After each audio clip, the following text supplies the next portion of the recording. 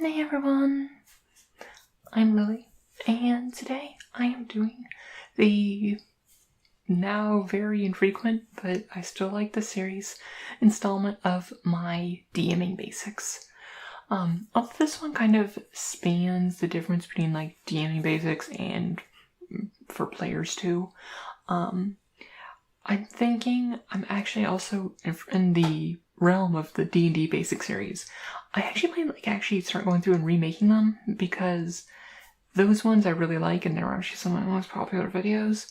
But at the times they're just not as well done, because it's before I had like nice camera and some of them without like nice mic. I actually don't know if I got the mic before I started making them, but the camera work's not good, and there's some organizational stuff that I want to change, and maybe change up the format a little bit, make it a bit more clean with like some visuals for reference and things like that. And also maybe perhaps like making it more version specific. But I'm not sure yet. But in the meantime, we have this episode, where we're going to be talking about organization, and kind of both just organization tools I use and tips that I use and give to my players and things like that to both coordinate my own stuff as a DM, as well as like help coordinate with the group and things like that, where I'm just going to be talking about a lot about non-D&D stuff that is just good logistical things that can really help with being a DM. Because being prepared is 90% of like being a good DM. Actually, not 90%. I guess like my DMing style, it's less about being prepared, it's more about being on my toes. But I also did say being a good DM is being 90%. Don't DM like I DM. I'm terrible at actually doing what I teach. But yeah. I just show up, I have thought about the plot in like the shower. I have a bare minimum idea of what characters I want to do. I just show up and improvise the whole thing. Don't do what I do. I'm terrible. At least for generic RPG, that's what I do. Unrelated to that though, I thought I'd share this because this is what I found. That I found my original copy of 3rd edition Player's Handbook. Well, technically it's my dad's copy, but shortly after he got it, I stole it from him, and I love this book. This is the book, it's the 3rd edition Player's Handbook. I also have the DMG here. Monster Manual is somewhere, but the cover is not fully attached to the actual book. But yeah, no. I loved this book, but this is the book that like inspired me how to read and things like that. And, memories. Even though I'll probably never use you again, because if I want to play this kind of campaign, I'll be using a 3.5 book. Yeah. That'd be a good video. I just thought things. Doing a video talking about comparing like my favorite and least favorite parts of all the editions that I've played. That'd be good. But that sounds funny. But I found those while going through some of my stuff, which I guess ties into my idea of organization. But yeah, no, it's just something. It's really neat. If it wasn't for this book, I wouldn't be here today. Well, I'd be here, but I wouldn't be here talking to all of you about this wonderful game that has consumed my life. It also has a really good like book opening sound. I'm pretty sure the mic can't pick it up, but it gives like a nice kind of like creaking sound when you open up like a semi-old book, even though it isn't that old. But it's been well used. Well, that's enough of being off topic, but I'm just gonna like start talking about it for communication between players and the DM. Now, for when communicating for group, and honestly, I say this every single time, the core of DMing and D&D itself is communication. Communication with the rest of your group. That's about it. Communication with the group, both as a group and individual players, and making sure that everyone's concerns are done. And that's it's just an important thing to be able to do. So obviously, for coordinating a group, it depends on how you know each other. Like if you're just a bunch of friends in real life, like hopefully you got each other's phone numbers, and yeah, it's 1 a.m. if you saw that. But and things like that. Where group chat, like group messaging, it works. It's not my favorite thing to do for like coordinating group, because like, I don't know, different phones handle it differently, and like they'll show up differently, and it's not great. Also, I don't like using my phone. I prefer to type on a keyboard if I'm going to be communicating with people. Especially when oftentimes you can need quite wordy things. And to get on this, I used to say, oh, just like make a Facebook group. For the longest time, that was the only reason I was ever using Facebook anymore. Now I don't use it at all, because I highly recommend using Discord. If you don't know about Discord, if you're not on it, you should get it. It's amazing. It's a nice combination of something like Slack, so kind of like a chat room type deal, combined with like Skype features and things like that. And overall, it's also run by a really like great company that does a lot of good stuff, and it's like really user friendly and things like that. So you should get Discord in general. But it's also really easy and free to just set up a server. Because like one thing that is like really like, you could just set up a group chat, which is fine. But if you set up a Discord server, it helps out a lot on there.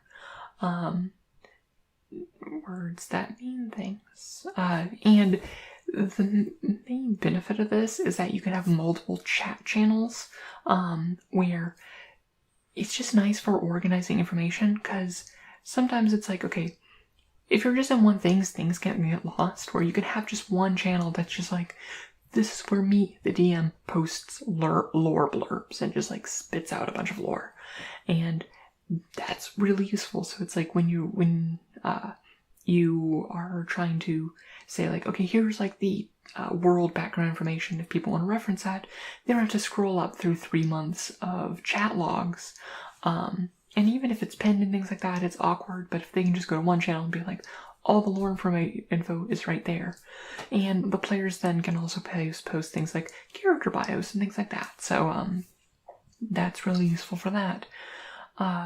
Furthermore, call features are better in servers, because in like a group chat, when you click call, it calls everyone, which is annoying, even if you know someone's not coming, and the call will drop if there's only one person in it. So, but having a server means you can just hop into a chat room and not have to worry about calling and everything. It also makes it really easy if you need to have a private conversation online. Of course, the call features are mostly for online groups.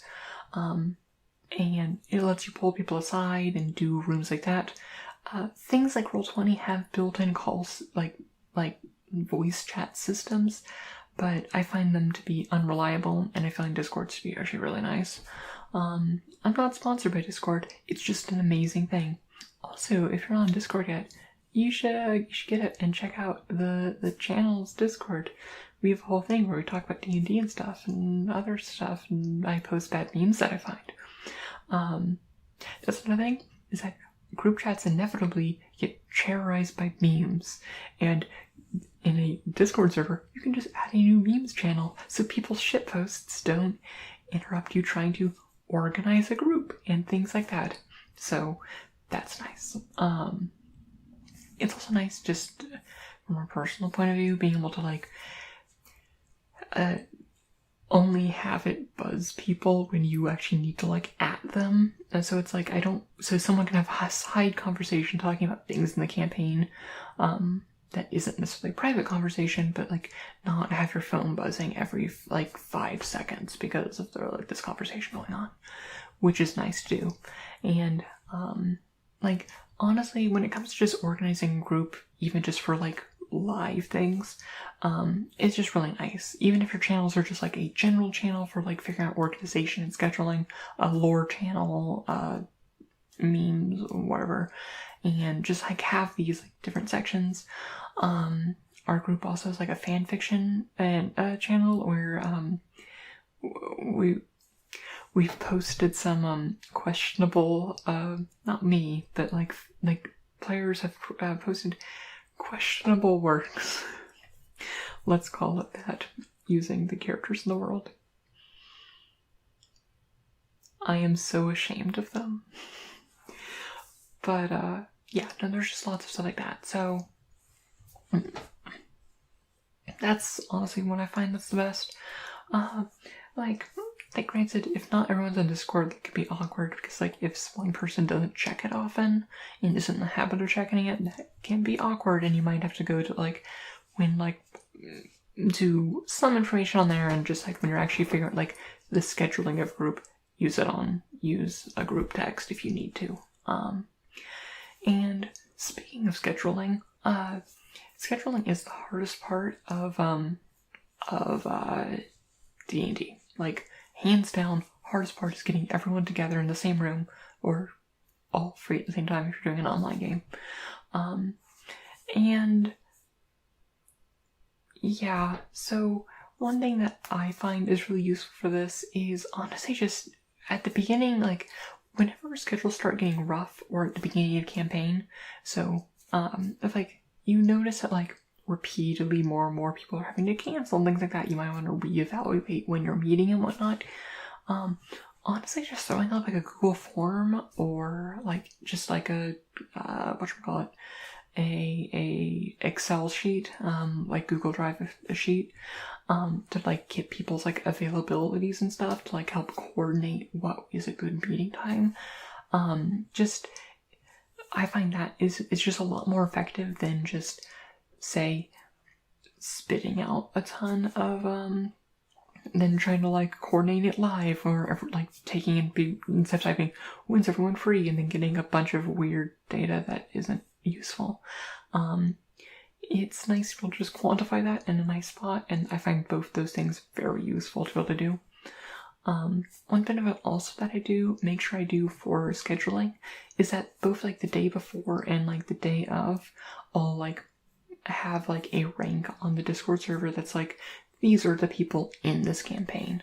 Our Discord server actually has people that aren't in the campaign that like to hang out, because it's more of a general friend group server rather than just the D&D group. So I have a rank that's like this is for the players of JRPG's Apocalypse. So I can be like, hey, at all players, it's coming soon.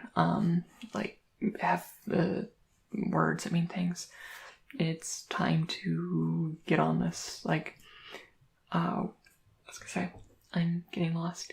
But essentially, I say the day before, being like, hey, everyone, remember, we have D&D tomorrow. Because, it's nice because it reminds people, and it gives them, like, the email, like, oh, I have D&D. Maybe I should reschedule that thing that I was like, I am thinking about doing. And it gives you a heads up. Also, it lets them know and get them easy, because people aren't the best, from my experience, about saying like, oh, I had something come up. Usually I don't hear that oftentimes, like, until the day of, or the hour of, when I'm poking, like, hey, where are you? We want to play. And they're like, oh wait, I'm doing another thing. I'm like, why didn't you tell me?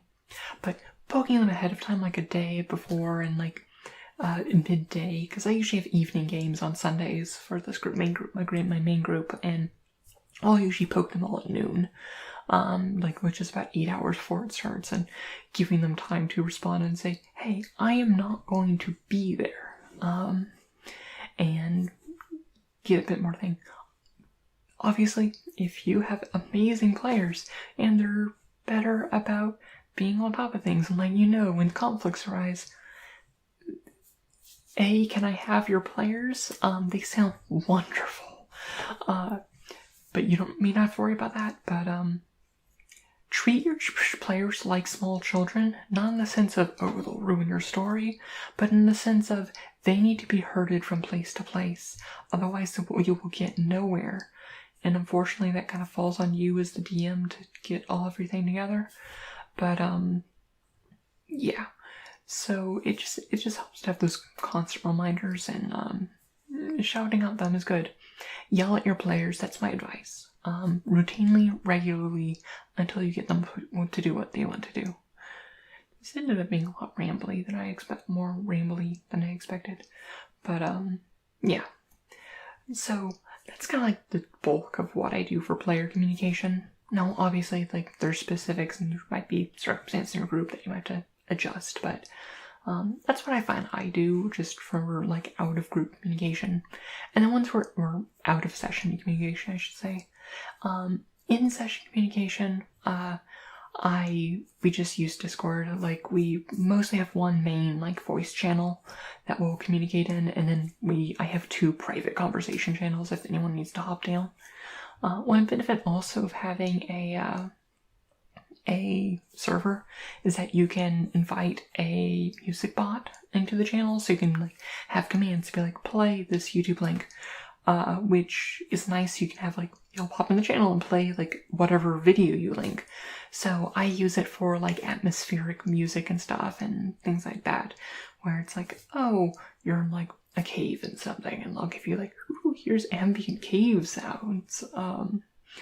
And actually a lot of them end up being, like, actual just, like, ASMR tracks and things like that, which works out, like, well, but, just kind of like ambient noise and stuff, which really helps set the mood when you don't have as much control over the environment itself, because it is an online game. But little things like that are really nice. It's like, you can't just, like, pop on a music player in the room that you're on to get the ambience. You actually have to do that, and that lets you do that a little bit easier. Although that said, I think actually Roll20 has, like, a built-in, like, music manager, but I've never used it. Also, it's useful for when, if you have bards in the group and they like to play the music that they want to do, they can also do that there. But our bard's finally dead in the group, and we don't have to worry about that anymore. Yeah, it's nice. I grew very tired of accordion covers of songs. Yeah.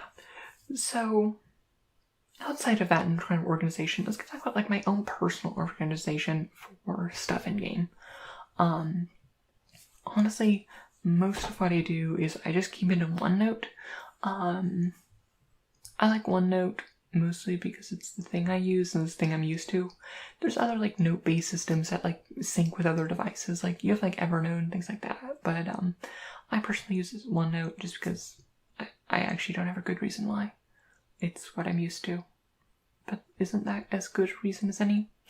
But that I just have a whole, like, notebook that's like, here's all the stuff about, or I guess it's a section that's like, here's my section all about this campaign, where I'll keep things like character information, things like that.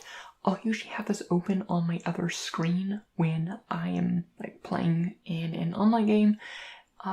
That said, I don't like having a computer open when I'm in a physical game, in which case I will usually print out several of the sheets, any sheets that I need, and, like, have them as live notes. But I'll also have it, like, my phone ready to, like, pick it up if I need to, like, look up, like, something on there. A few of, like, my most important things that I have on that OneNote document is, honestly, treasure. That's the most important thing, and also, like, encounters and stuff and things like that. So, like, the general outline of the campaign itself, like mechanical things I might need to reference, like page number references and things like that for the Sword of Dontran that they're going to get in the crypts of the Forbidden Lich, whatever. I don't know. D&D's stupid. I love generic RPG. It's generic RPG. I need to do a video on generic RPG and how to run generic RPG. It is so much fun to just have the rule you need for all of your world building, all of your naming conventions. And the number one rule is make it as dumb and cliche as possible. It is beautiful. Like, to just be like, yes, the final boss of this campaign, the big baddie, which has been hinted at since the beginning, is just the evil Dragon King. No name, just the evil Dragon King. It's beautiful. I love it. But that's another video. That's Friday's video. But yeah, so, and having that, like, the actual, like, adventure information is obviously important to have there. Another one is just my encyclopedia of names. So this is something I add to in any session. If I, like, need to create an NPC on the fly, or I reference something like a city or an item or things like that, this is where it goes. I'll usually sort it by, and usually I have this as a grid. Usually it's name, context, or like location or context. So like the location of the NPC, or like is this a historical figure that you're talking about, or things like that, and any for like notes on who they are. And this lets me quickly sort it if I need to, like change like the things like that. And this is one of those sheets that I print out before a campaign and like reference, because people will ask like, what's the name of that random trader we encountered on the road back when we were like level 2? And I'm just like, I don't know. But it, like, you can say I don't know that like that character wasn't important enough to remember the name, but it's kind of immersion breaking, and having just like getting the habit of writing down every name you make up and like who they are and reading that information. And because your brain isn't perfect, like you'll remember key NPCs that you're talking about and things like that, but will you remember the name of the 3 witches which gave them riddles in the mountains of torment and despair? Probably not. I mean, I certainly don't. Those are actual characters that showed up. Well, they remember the 3 singing mushrooms, which my players loved way too much when they were going through the Underdark. Well, I guess they were like singing Myconans, but I don't remember their names. I didn't write them down, and I now just don't know them, and it bugs me.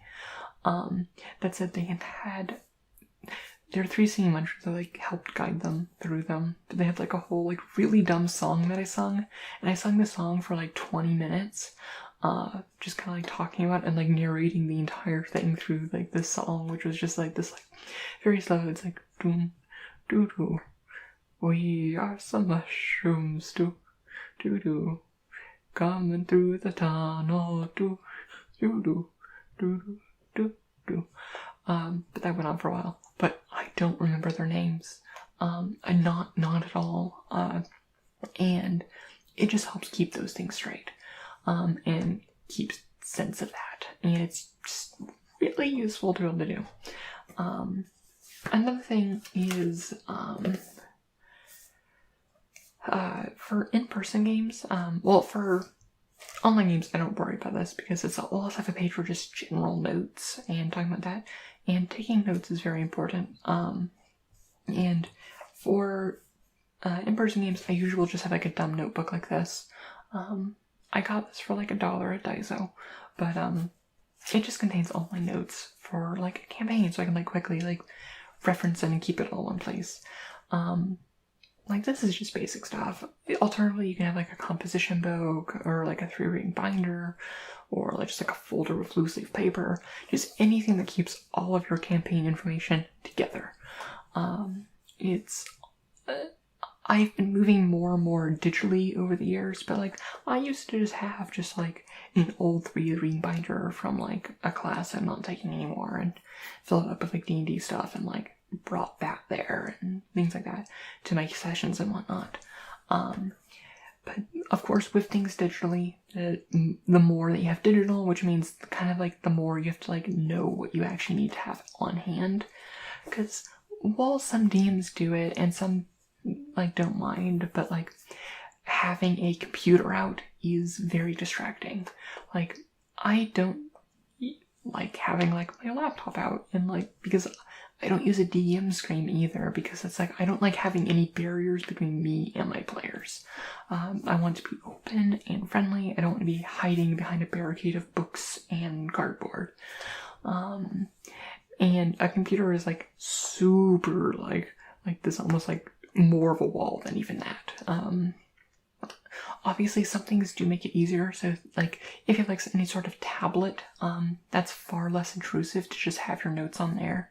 and isn't as much of an issue, and that can help streamline it. But I don't have a tablet, and I have no desire to have one. Like, that's literally like the only use I could think of for a tablet. But so it's like I have to spend a little bit more time figuring like actually what I need to print out. But I find the organizational abilities to be able to like reorganize the information later just to outweigh the cost of like having to remember to get that information. Because if worse comes to worse, I can always just like pull it up on my phone to get that information if I need to in mid-session.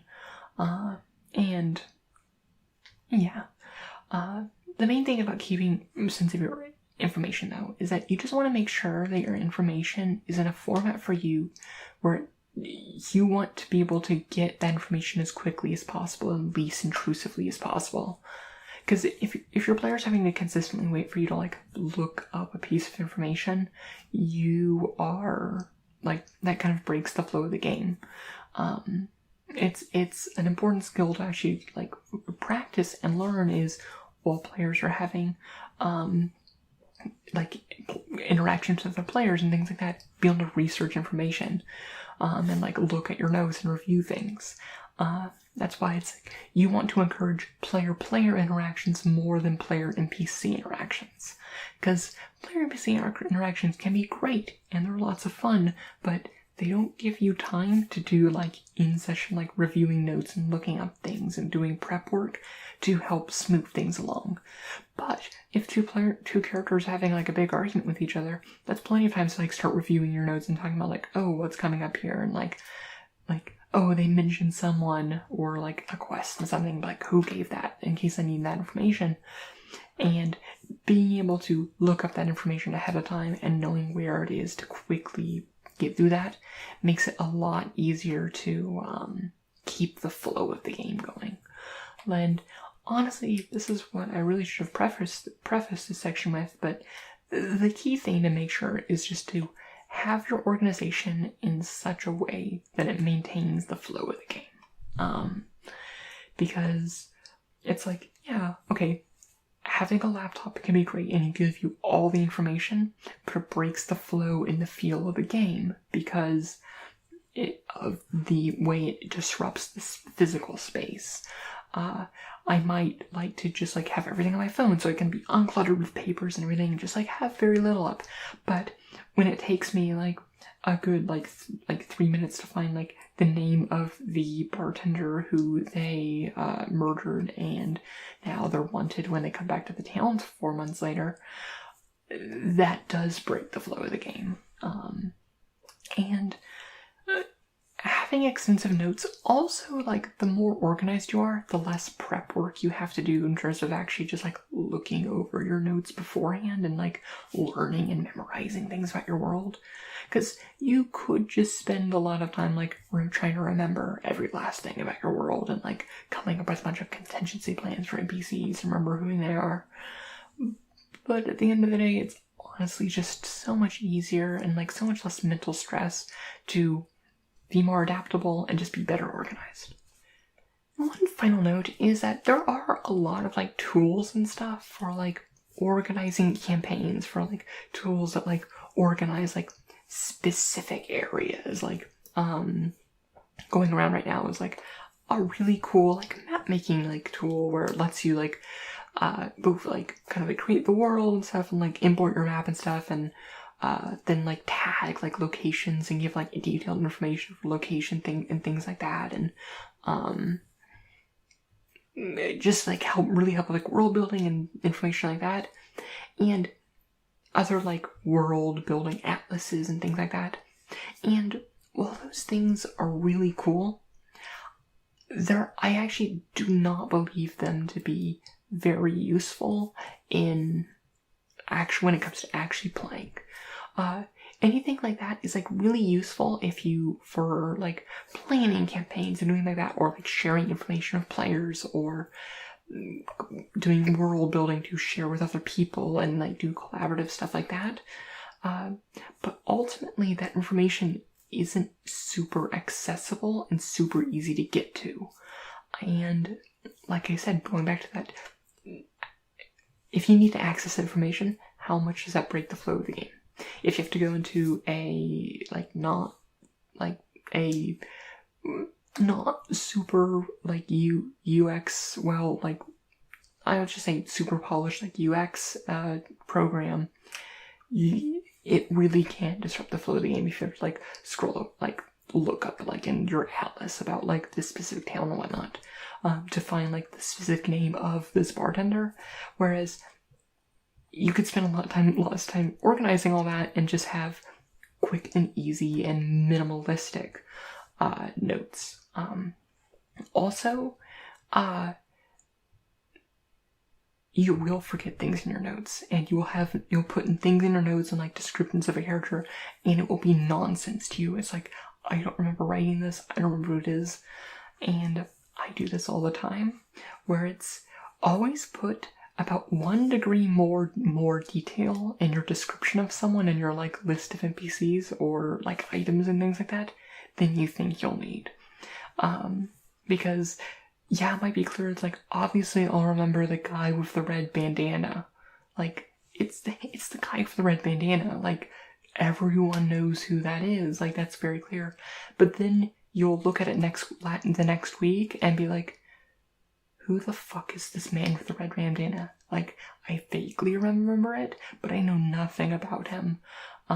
If you wrote hey, this is the mercenary lead, the hidden, the disguised mercenary leader who is trying to throw off the NPC, the PCs and whatnot. Note, his most striking feature is this very vibrantly red bandana he wears on his head and things like that.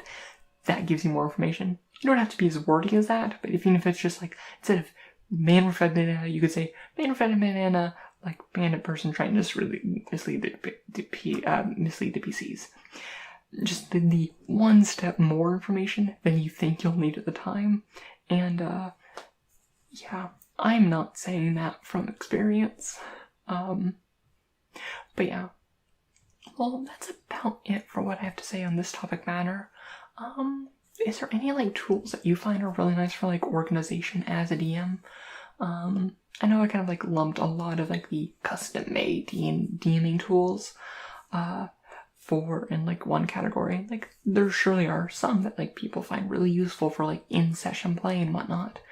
But the main thing is just kind of find a system that works for you, and not every system works for everyone, and you gotta find that flow with that end goal of making your information retrieval as seamless as possible when it comes to needing to look up things in session. Yeah, no, let me know if there's any things that you like about that or things like that. And as always, if you have any future ideas or topics for DMing basics, let me know. Well, I will talk to you all later, and I hope you have a wonderful night. And may your story smile upon you.